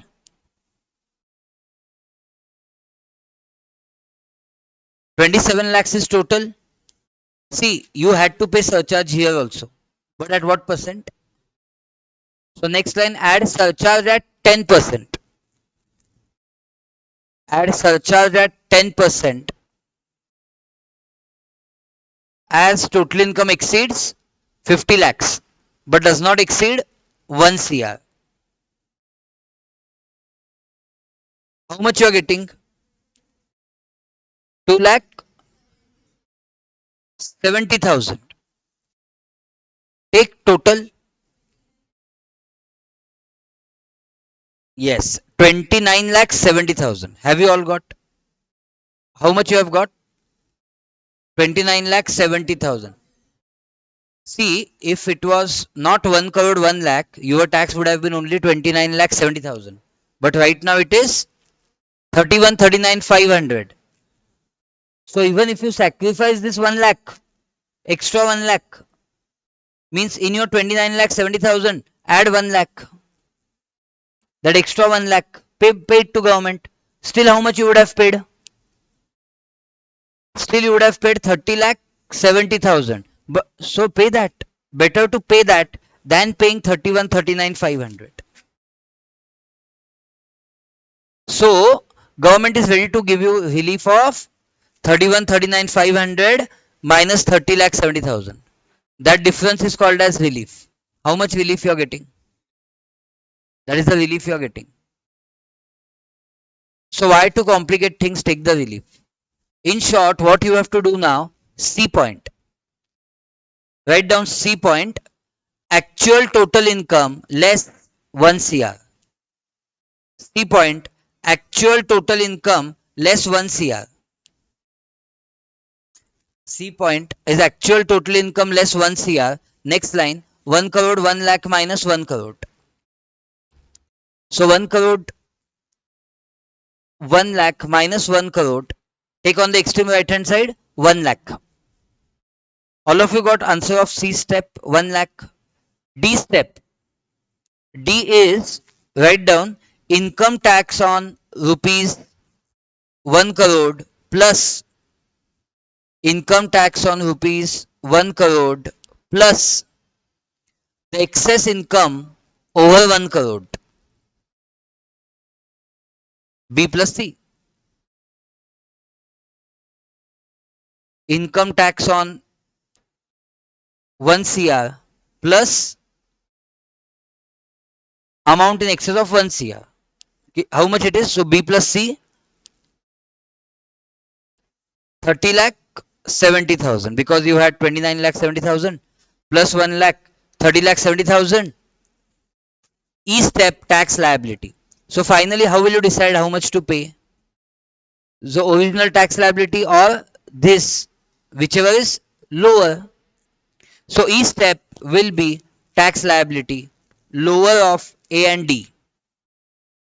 Lower of A and D. So basically, lower of A and D means 31 39 500 or 30 lakh 70,000. So of course you will pay 30 lakh 70,000. All of you got?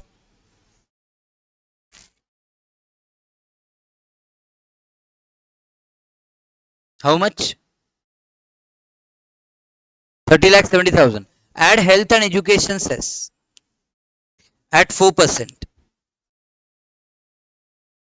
Don't forget, add health and education cess at 4%.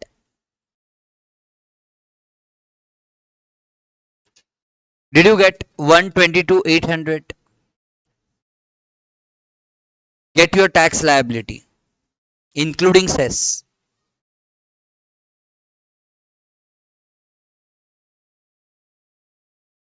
So as you told me, you have got marginal relief of 69,500. How 69,500? What you would have paid minus what you are paying. So see, whenever there is such a close income, then you should check lower of this two. But see, when income is very huge, like 1 crore 90 lakhs or 2 crore 50 lakhs, then no need to do this there is no not going to be any relief. Relief will happen when only it is very near to the total income, because of which surcharge has become applicable slash because of which surcharge has increased. Did you all get marginal relief 69 500?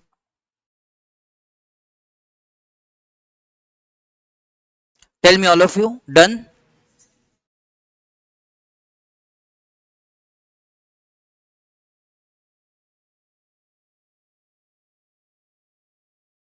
Sure, done. One last concept for today, then that's it. Done, na? Marginal relief is how much? 69 500. Last concept for the day. Give the heading rebate.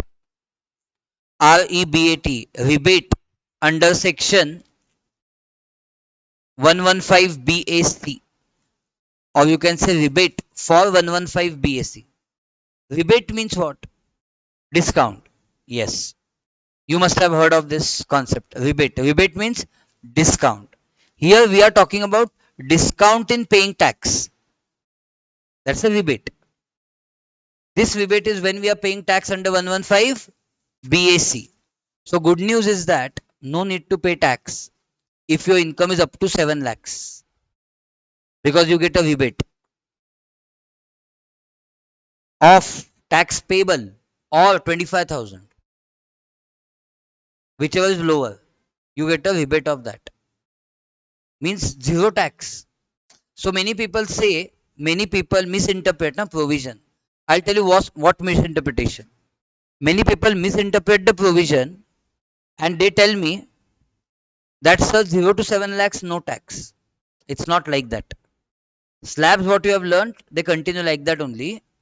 But if your total income is not exceeding 7 lakh, then eventually your liability is 0. But that doesn't mean 0 to 7 lakh no tax. If your income is 8 lakh, then you have to forget rebate. So rebate is applicable only if your total income is not exceeding 7 lakhs. So you cannot tell anyone 0 to 7 lakhs no tax. No, that is not correct. 0 to 3, 3 to 6, that is a slab. But in case your income is not exceeding 7 lakh, then will your liability be 0? Answer is yes. But if your income is 8 lakh, can you do 0 to 7 no tax? No.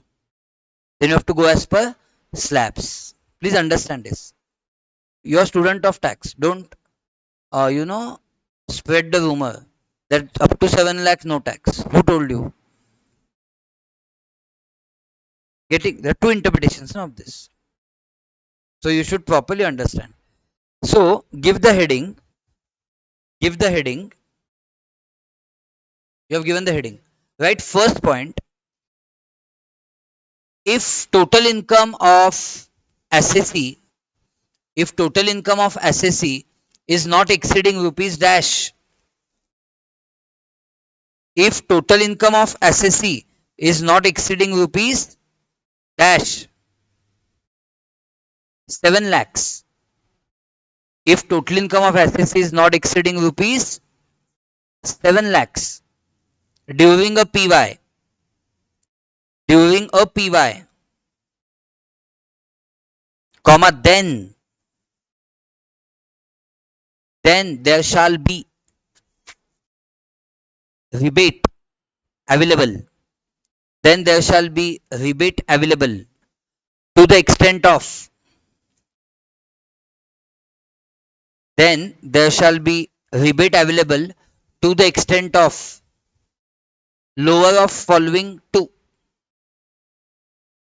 to the extent of lower of following two. All of you, to the extent of lower of following two. Clear now? A point,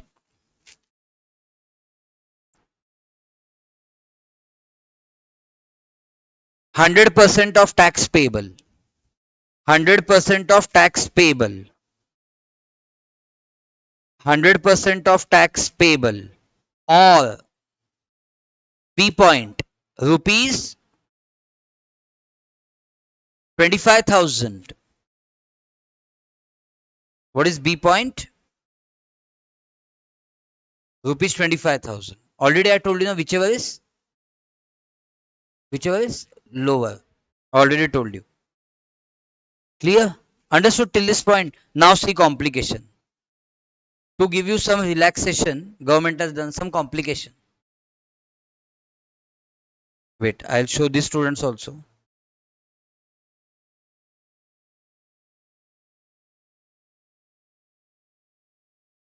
Yes. To give you some relaxation, government has done some complication. What is that complication?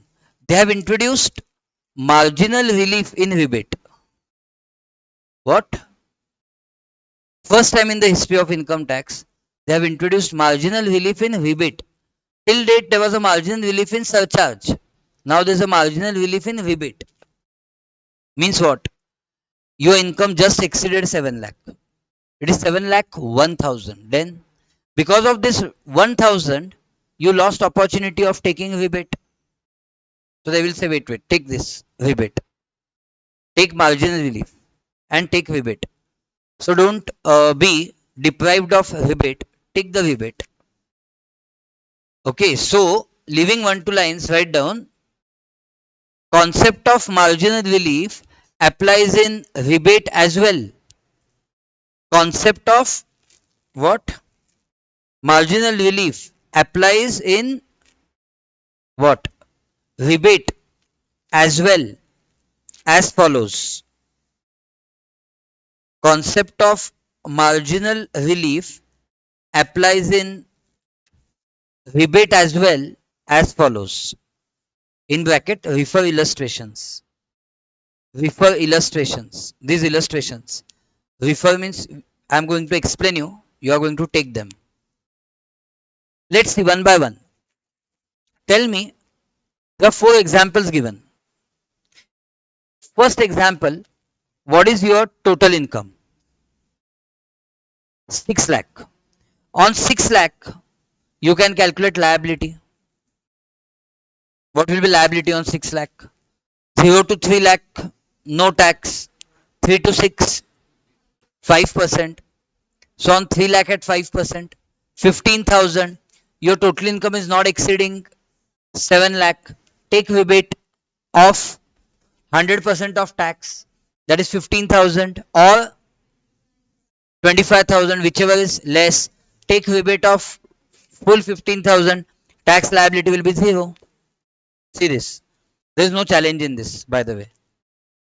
There is no challenge in this. Whenever your total income is up to 7 lakh, then your tax liability is going to be nil. I am not saying no tax up to 7 lakhs. Slab is not changed. I am saying that because of the rebate provision, if your income is up to 7 lakh only, then 0 tax. For example, second case, 6 lakh 80 is your total income. On 680 you calculate. On 680 you calculate. What happens on 680? On 680, you know 0 to 3 you have calculated, 3 to 6, 15,000. 6 to 9, between 6 lakh to 9 lakh tax at what percent? 10%. So on 80,000 at 10%, 8,000. So 15 plus 8, 23. Rebate of 23, because total income is not exceeding 7 lakh. So rebate will be to the extent of 100% of tax, or 25, whichever is lower. So take nil, and rebate should be taken before adding cess. So in short, no cess, nothing, nil. Now friends, comes interesting situation. 7 lakh 10,000. Please tell me what will happen if your income is 7 lakh 10,000. then what will happen? Then something interesting will happen. First, calculate liability.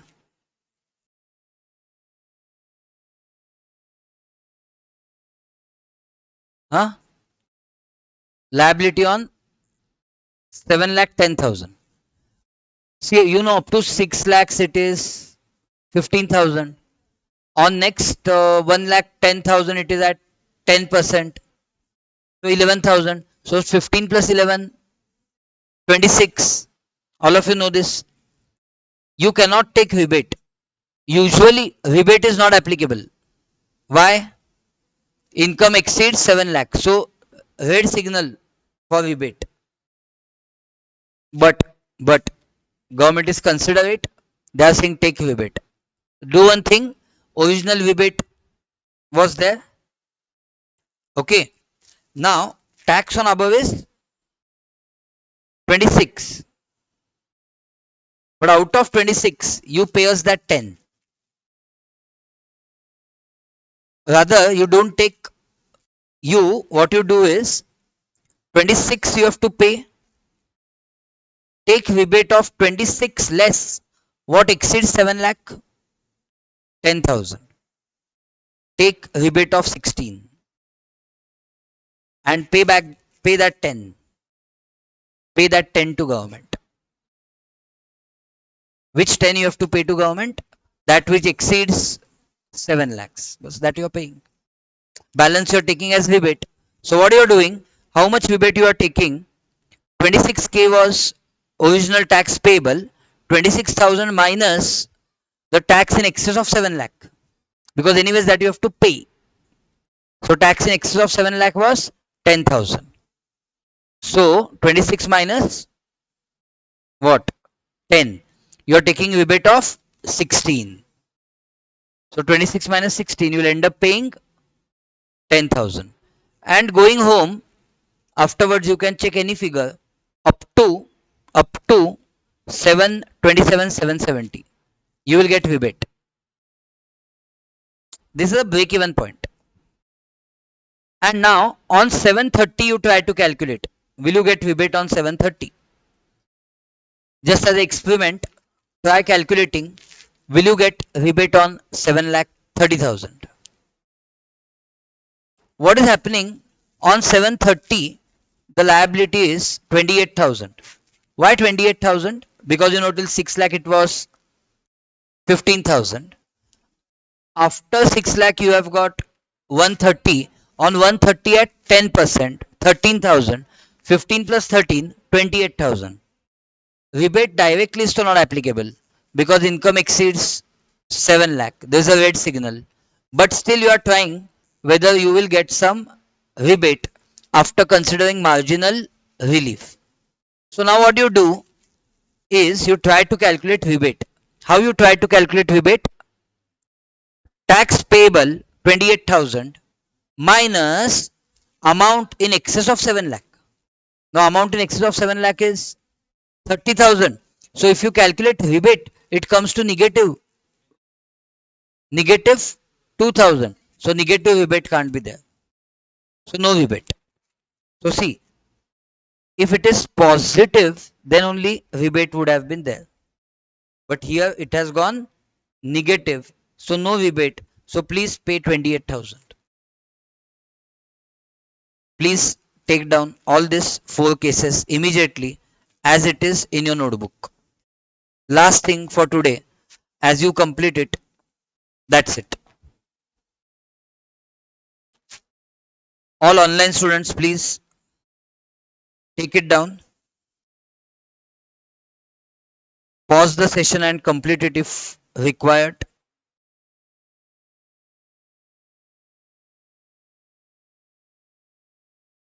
I hope all of you have followed it.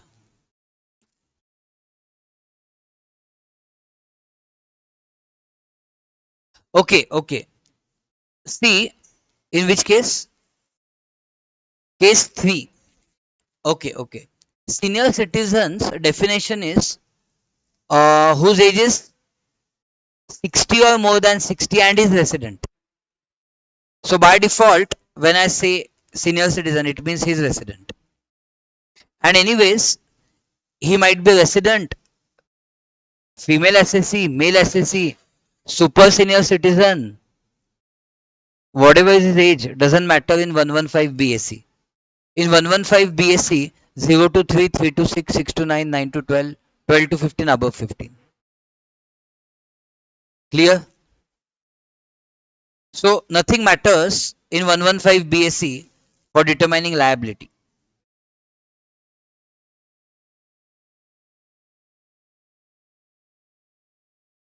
What?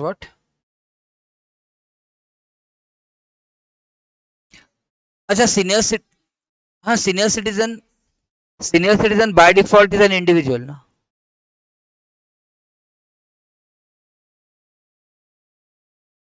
हाँ. So I'm saying कि it doesn't make difference in 115 BSc. What is your age doesn't make difference. It will make difference in normal, the regular provisions. Here it doesn't make difference. Chalo, so complete this.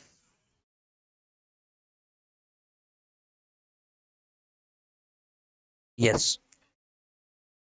So those who are watching online, pause the video and complete it. Other concepts we'll do in the next session. Thank you.